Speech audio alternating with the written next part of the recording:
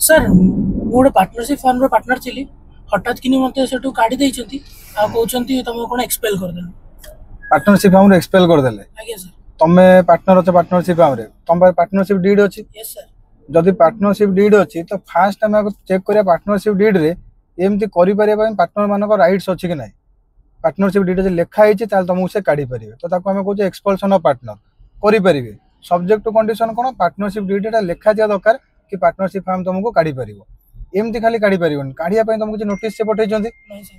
जदि नोटिस पठै नांती ताल ताको काम होतले सर तुमको नोटिस गोटे पठै थांते तुमको अपॉर्चुनिटी देई थांते तुमको काहे काढुचनी तुम कोन पय काढिबेन तुम ताको आंसर देई थांतो तापरे काढी थांते जदि से हमको नोटिस देई नांती काढी देइचनी हमको अपॉर्चुनिटी देई नांती हमको निजको जस्टिफाई करिया पय ताहले दरकार पले हम ताको अगेंस्ट केस करि परिया किछि टेंशन नियोनी हमें लॉ रो हेल्प नबा पार्टनरशिप एक्ट 1932 तार हेल्प नै कि हम एठी हम निजो राइट्स को प्रोटेक्ट करिबा किछि टेंशन नै दरकार पहिले तुम कंसल्ट करियो हम सहित हला।